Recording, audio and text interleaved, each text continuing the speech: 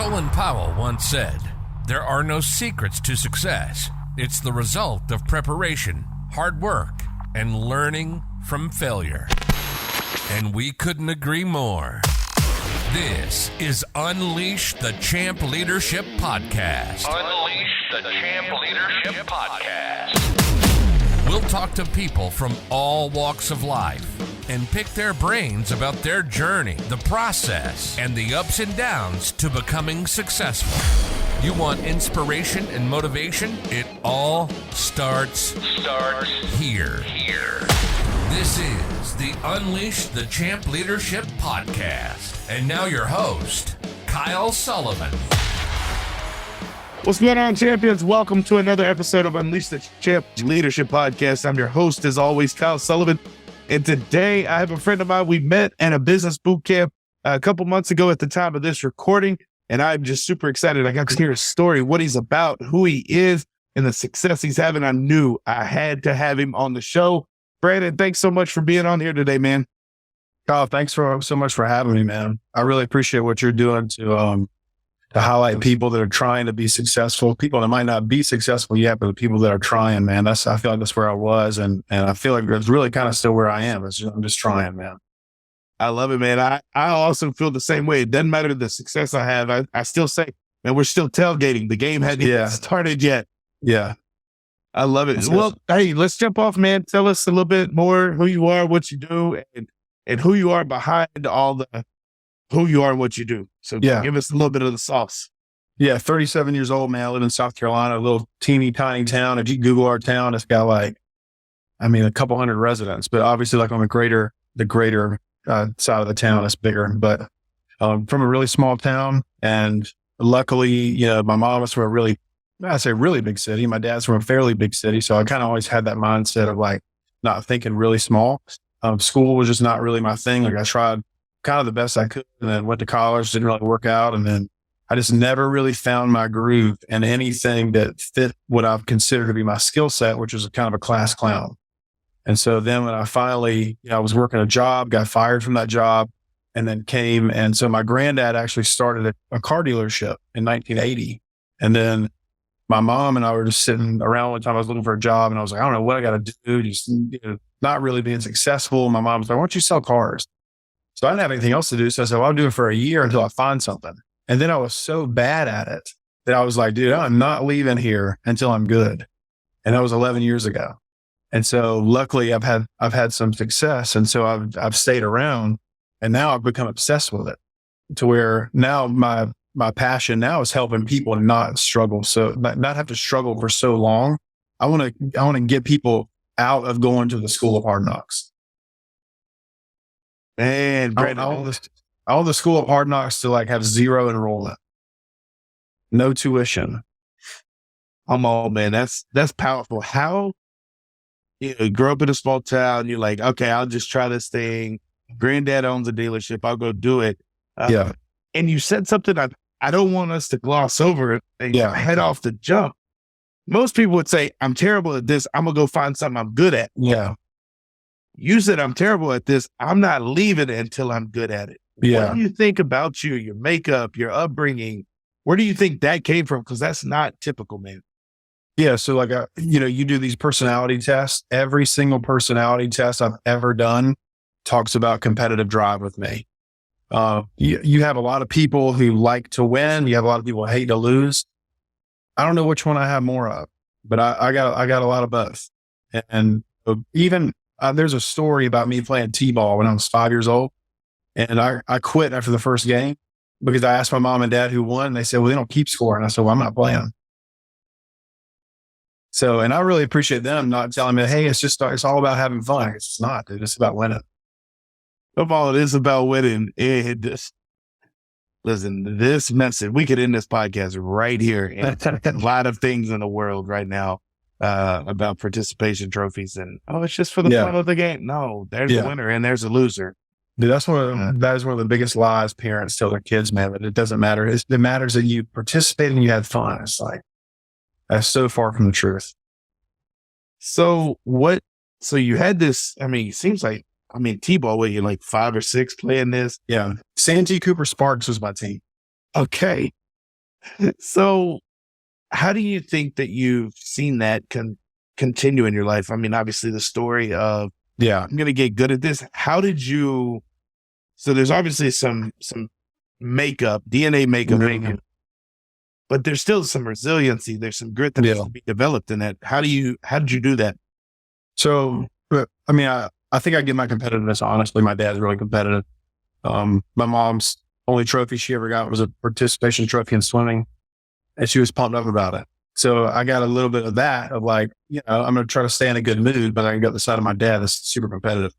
But developing that was like, I just refused to, like you said, I refused to leave until I was good.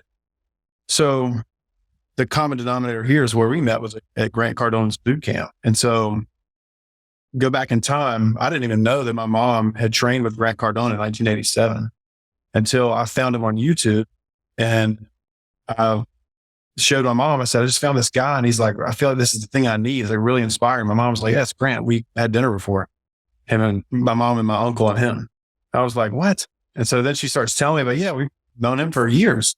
So I go to the first ever Growth Con, and when I went to the first ever Growth Con, I was a salesperson. You have to sell 7 cars a month to keep your job. Well, I was selling 8. Well, the reason I was selling 8 is because I was trying to sell 7. Okay. Well, when I went to GrowthCon, I came back and tried to sell 30. And then instead of trying to sell 7 to keep my job, I tried to sell 30 to be prosperous. And then ended up selling, in the low 20s. It was just like, success can be an immediate thing if you put the work in, but like, don't gloss over that. Like I was trying to sell the minimum and I got minimum results. Then I tried to sell the maximum and I got maximum results. And the only common denominator there is try. I just tried. Yeah. Oh my gosh. I tried to sell the minimum and I got the minimum. I tried to sell more and I got more and got prosperous. So what did you have to, was it, hey, I'm going to tell these people, hey, now I'm back from this event. I'm going to sell 30, or did you just get to work and change it internally? What was accountability like? How was that? So what I realized was the people that were training me didn't really, no offense to them, they didn't really know what they were doing. And I say that humbly because, dude, who's training them? Nobody was training them. So what I realized was I got to practice. So, playing baseball, football, basketball, whatever you play, like dance, whatever you're doing, you got to practice. And I didn't realize it's when I came back from that first GrowthCon is when I first realized, man, sales is a sport. I just looked at it as like a job. When I looked at it as a sport, that's when like literally March of 2017, like the light went off for me. And I was like, the light came on for me. And I was like, hold on, this is a sport and I'm competing every day. And then I started stacking some money and got a little bit of success. And then I went to the next GrowthCon. I've been to every GrowthCon except for one, but that was during the COVID year. But that's essentially what happened. I was like, all right, now that I've had a little bit of success, now I'm like, where do I get more of this? Where do I get more information that makes me better? So I started waking up super early. I would work out, get my mind right. But the most important thing I was doing is inputting new information. Because if what I have inside of here is rotten, then what's going to come out of here is rotten. But what I was putting in was new information. So what was coming out was new information. And so I started reading books. I started training. I would take my cell phone and I would prop it up on a book and I would do my proposal and I would look at it and I'd be like, God, my body language is awful. I'm not smiling. My eyes are half open. They're, I'm not sitting up straight. I started doing all these things like recording myself. And I was like, man, that's for the customer. So no wonder I suck. So I just started doing little things like that, just really going overboard. I love that selling is a sport and it's so true. And what were you doing? You're doing film study. You're putting in the reps. You go into practice. You're watching the film. You're doing all the things. We talk about that in our coaching that we run is what gets measured gets improved. And it's good. Where performance is celebrated, that's where it increases as well. And so you can't do all that you've done by yourself. So talk about fast forward a bit, where you're at now, what the role is that you're doing, and how you've been able to take what you've done and push it to your team. Yeah. So, I was telling you about this guy that I work with. And when I came back, so he had known me the whole time I was here. Well, he was the one that was supposed to train me. And I really think it's a God thing that he was the one that was supposed to train me. Well, my first day, he gets promoted to a new job that he has to train for. So I had nobody to train me. It's the best thing that happened to me because my story now is, hey, I struggled for 3 years and I don't want you to have to struggle. So I'm so grateful that happened. But I came back from that. He knew I was selling, 8, 9, 10 cars a month. And he came and immediately saw me sell like 22, 23, 24. And he was like, man, I watched this guy be awful. And so what are you doing? So I made him read a book and he read it. He read the whole book in 2 days, like 400 pages. But whenever I came back and my success, I didn't have to tell him anything. He just watched me and he was just kind of like, I want a piece of that. So then I took him to the first boot camp they had and we came back and we were on a plane ride. And this is like the most famous plane ride in our dealership. But the plane ride home, we were selling 85, 90 cars a month. And we said, we're going to sell 200 cars a month. When we came back and told people that, people legitimately laughed at us.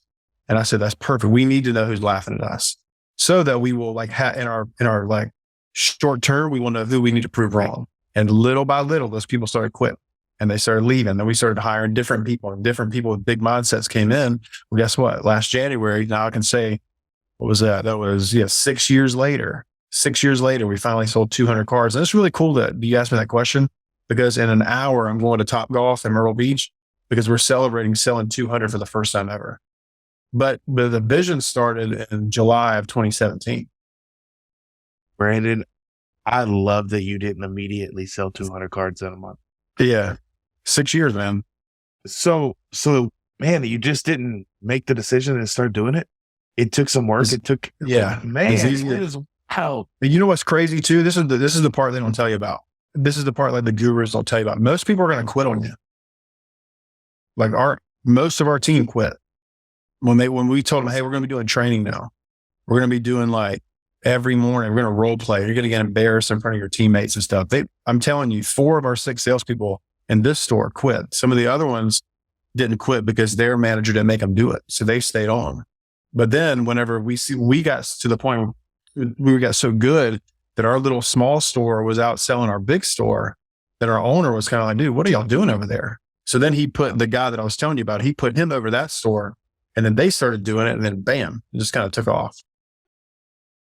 I don't want to go over the fact that the vision was seen in 6 years. Yeah. That's such a powerful thing because there's a lot in that story, man. People will leave you. Mm-hmm. You'll face adversity. Yeah. And it's going to take probably longer than you would desire. Yeah. And then that saying, I would love to give credit to whoever said this, but adversity introduces a man to himself. Bro, nice to meet you. Because I'm telling you, I met a lot of those people when we rolled out training. So 1, congratulations on hitting the target. Yeah. 2, there's so much here. Talk about how did you find those people that kind of have that bigger think? Because as business owners, it's just a lot of our audience here is they're building teams. They have a team. Maybe they go, man, I can't afford to like let this person go. So, hey, I want to have these high standards, but workflow, workforce and everything. So talk to the person that's the leader, got some people on their team that are crushing it, got some that are kind of just, nah. How do they start to shift that culture? The first thing I'll tell you is that people talk. So you get a little bit of success, people start talking about it. So I'll give you an example. Like we have a couple stores on our street and we have a guy right now who the most cars he ever sold was like 28, maybe 28. He's on pace for 52 this month. Okay. But he found us. We didn't find him, but he found us because one of his friends came over because his friend heard about the success we were having. And when you're successful, people just want to join. Our Mike Krzyzewski said this one time. He said, I'm at the point in my career where I don't recruit, I just select. He said, when I've gotten to the point that everybody knows my name, everybody knows the Duke logo. I walk into kids' living room, I let them know if they're coming. They don't let me know. You know what I mean? So that's at the level. That I hadn't heard that from Coach K. Yeah, that's like him and Saban are there now. Oh yeah, where they're like, they're telling kids if they're coming or not. You don't get to tell them.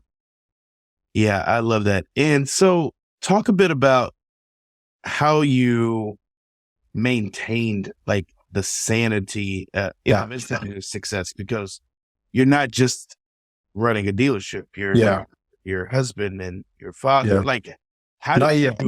One day. One day. Yeah. How do you manage your personal life in the midst of the success? Yeah. So if you see behind me is our core values wall. And so I don't know if you can see that, but the very bottom one, what's that say? Accountability. Accountability. It's every day. So we get a report every morning. I get it to my phone every morning who missed their training.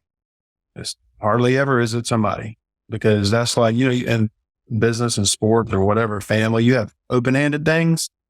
They have closed-handed things. The closed-handed things are, we're not budging on this. Sorry. If you don't like it, there's other places you can work. This is what we do. There's open-handed things too. Dress code. We might decide to wear suits and ties again, but not right now. So right now we're wearing, polos, quarter zips. But a closed-handed thing, you're going to train. Okay, training and follow-up are two things that are never done. People can say, okay, I followed up for today. I promise you're not done follow-up. Training. I have this saying, and I tell it to our salespeople sometimes, is take shaving and training. Practically every salesperson shaves before they come to work every day, right? But hardly any of them train. So in their brain, they think that shaving gets them more deals than training. But it doesn't. Training does. They spend all the time looking right, but have no game. It's like they have what's that saying? I heard Steve Smith say this one time. You got all gear, no game. Yeah, all gear, no game. Yeah. I'm laughing because I've thought of a few in my time that are yeah, I like that. Yeah, all gear, no game. So training every day, accountability, just all that stuff. That accountability is the number one core value for growth. Like growth is one of our core values. But growth does not happen without accountability. Growth does not happen without accountability. So talk about how you dealt with the people that left, because I imagine not just people that were working with you, but also, maybe relationships that as you started getting success, some relationships changed and shifted. And, so talk about how, people go, success won't change me. Yes, it will. Yeah.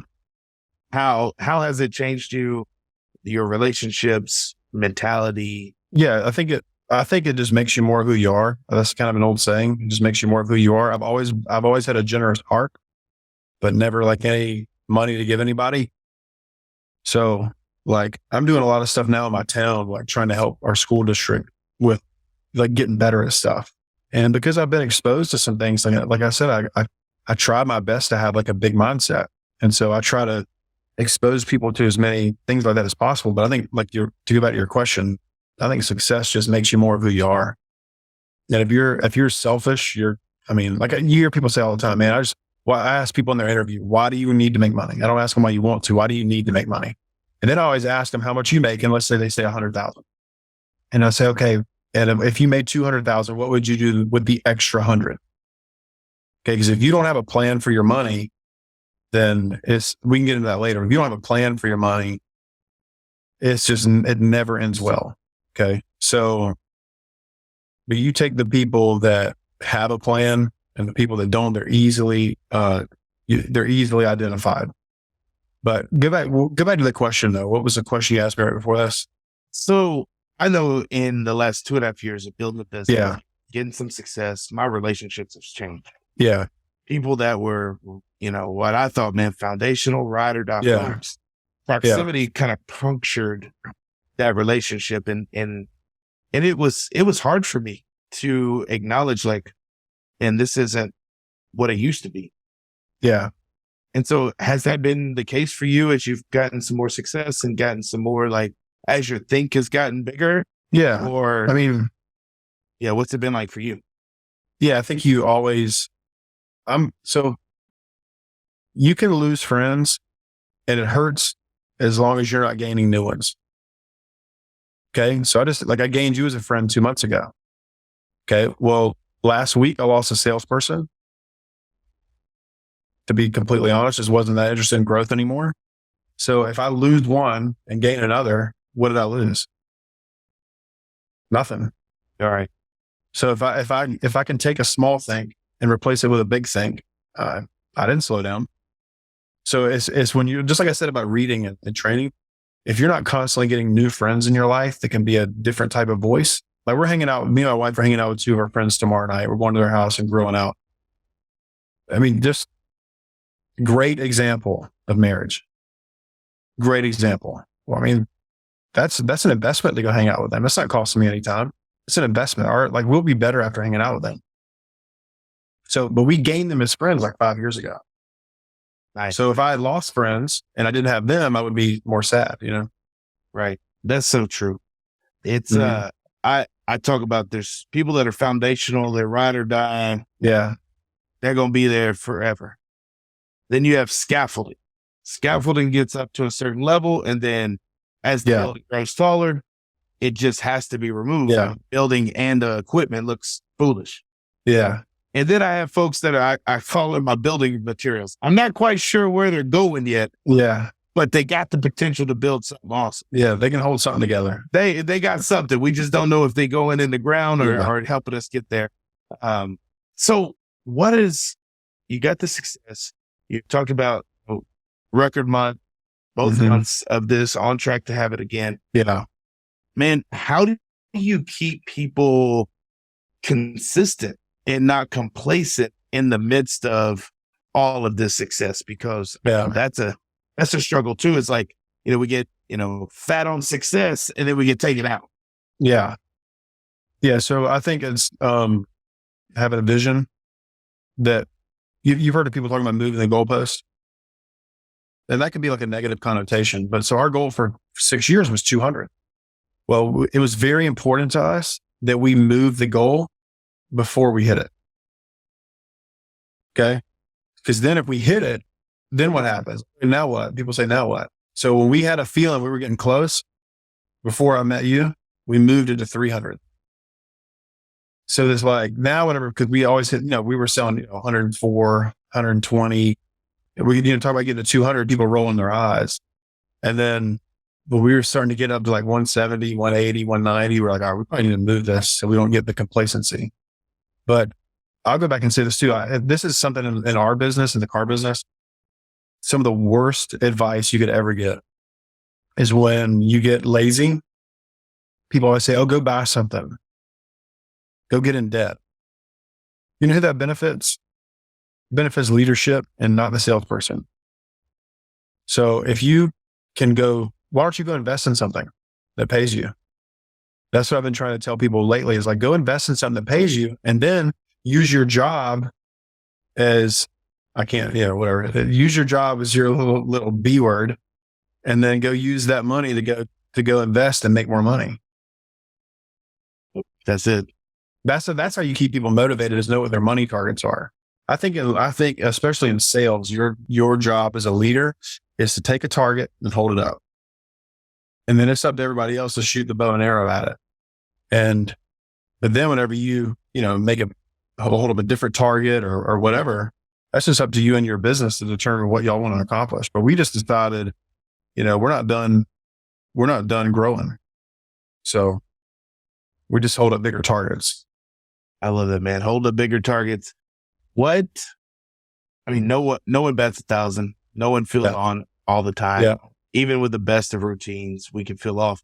How do you manage and get through the days where you're just like, man, I don't feel like it. Man, I write my goals every morning. As soon as my butt hits the chair in my office, I move my mouse, click on my goals, I write them down. I usually only do 3. You can do 30 and that's fine. It's hard to focus on 30. But if I just write my goals every day, it's so important to write them.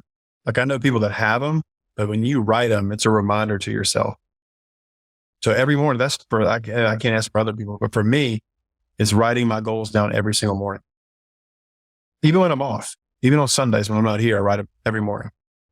I love that. Because writing my goals on a Sunday night will help me go to sleep instead of staying up until 1 o'clock. That's it. I love that, man. So now the target's 300. You're holding a bigger target up. You got a thriving team in an industry that, man, is just taking a beating. Yeah. And it's never been easier to stand out in our business than it is right now. Okay, talk about that. Why do you because during COVID it was so easy to make money that if you have people that had no money targets and they just kept stacking, then when the favorable market went away, well, now what? The guy that I said just left me. That's the reason he left. And I mean, if you would have told me to predict who was going to leave, I would have said him, because he's going to stack money with no goal for it. And then he'll look back and be like, dude, I made it. I can take a little time off. That's what he did. Except he took his time off during work. So yeah, a little different, you know? Yeah. In the midst of normalcy is when people stand out, and it's just, I mean, the more I heard of y'all's story and what y'all are doing, it's just incredible, because I got buddies that their story is not y'all's story. Yeah. And so it's been really, really powerful to just know what you're doing for your team, the leadership you bring, but also how you push that leadership down. Mm-hmm. Man, what are you teaching them right now? What are you telling them? What's y'all's big mantra right now that's keeping things rocking along? Yeah. So I think, well, this is when I'm going to do a little meeting on this next week. Do you ever heard of Tim Grover? Yeah, absolutely. Tim Grover is just a different dude. And so for those of you that don't know, Tim Grover was Michael Jordan's personal trainer, and he's written a couple of books that are life changing. If you're competitive, dude, his books will keep you up at night. It's hard to sleep. But he talked about this thing where Michael Jordan was. Everybody has the Bruce Wayne, and everybody has Batman. Okay, most people are they're Bruce Wayne. And then they put their Batman costume on. They go to work and they work and they're Batman. And then they leave their office. They take their Batman costume off and they put it on that little hook, and they go home and they see their family and they're Bruce Wayne. He said Michael Jordan was Batman. He had to become Bruce Wayne around other people. I mean, you let that sink in for a minute. Like, he was Batman. He had to put on the regular guy around other people. And when, I'm fairly intense, but whenever I heard Tim Grover say that, I was like, man, I feel like it's okay to be Batman. Like I was at a baseball game recently, and somebody started asking me about the car business. And they said, I'm sorry to talk shop with you. I said, dude, I love what I do. Like, I would rather talk about this than anything. My wife makes fun of me because on my day off, she's like, you hate this, don't you? Because they make you take a day off. I mean, I guess I don't have to, but on my day off the other day, I came to work, and my wife was like, you just hate being away from there, but that's what I'm going to talk to these guys about next week, is just like, what's your mindset? Is your mindset Bruce Wayne, where you're like, when do I get to take my costume off? Or is it, what else can I do? So I don't know if that answers your question or not, but that's what it is, man, because it's, it's what do you teach to the team right now? What do you, and it's just, again, what I hear is a theme throughout our conversation: setting and managing and scaling what is expected of us and expected of those around us. I think so many people are looking forward to retirement so much that they don't live. And if you just look forward to living so much, you'll be scared to retire. Yep. You know what I mean? Oh, yeah. Retirement sounds like my personal hell. Yeah. I'm like, I don't know. It could change. I don't know that I ever will. Kids grow up, get some grandkids around. I hear that changes things, but that's a long from now. Yeah. Well, man, people want to hear more. People want to ask questions. Where can they find you? And, where can they reach out to you? So I'm on Instagram Brandon Brown 0831. You'll see a lot of me just making fun of my wife. We just kind of cut up, but, yeah, I'm on Instagram. Like I'm on Twitter. I don't do a lot on Twitter, but, I'm on Instagram. So, but you can, like our dealership is Coastal Nissan, Chevrolet, Cadillac, and Pawleys Island. Where, like I said, my granddad started it in 1980. My mom and my uncle took over when he died in 90. And then he used to have a saying that if you take care of customers, then you'll always have customers you can take care of. So I try to live by that. I love it. So we'll have that linked in the show notes. But before we let you go, Brandon, got one more question. Yeah. At Unleash the Champ Leadership Podcast, we want to know, what does it mean to be a champion to you? It means that I'm reaching my potential. But just like I said earlier, I hopefully right when I'm about to reach it, hopefully I move it. You know, Ed Milet has that famous saying. I think I'm going to credit him with it, but he says when he dies one day. Have you ever heard this? Oh yeah, it's powerful. Go with it. Yeah, he says when you die one day and you get to heaven, and God introduces you to your potential, I hope you don't meet a stranger. Right? He said that. I heard that. I was like, whoa. So that's me. It wrecked me. Yeah. Well, Brandon, thanks so much for. I'm trying to meet a friend, not a stranger. Yeah, that's right. I love it. Well, dude, thank you so much for being on the show. I'm glad that we gained a friend in each other at the conference, and with our next. Hey, thanks for what you're doing, man. Like you're highlighting people like me that are kind of the little guy that, you know, a lot of the gurus and everybody, they get a lot of shine, and deservedly so. There's a lot of little guys out here like me that just trying our best, man, to change people's lives and make people better. And you're one of those guys, man, that are coming up, and it's fun to watch you. Like I said, I only met you a couple months ago, but you're everything I'm watching. Like I'm in the middle of listening to one of your the one with Clay, that you did recently. I'm in the middle of listening to that one now, and you're doing great stuff, man. So I hope to see you again soon. Absolutely. We'll do that for sure. And thanks so much. And, yeah, man, I love to highlight people, and I'm glad that in the case of you, we're actually friends. Talk soon. Yep. Appreciate it, Kyle. Yes, sir. You've been listening to the Unleash the Champ Leadership Podcast. Our passion is to talk to successful people and hear all about their journey and what it took to get there. We hope you've enjoyed the show. Make sure to like, rate, and review. We'll be back soon. But in the meantime, hit up the website at unleashthechamp.com. Find us on Instagram at Kyle J. Sullivan, and hit up that Facebook page at Unleash the Champ. Remember, if you can't fly, then run. If you can't run, then walk. If you can't walk, then crawl. But by all means, keep moving.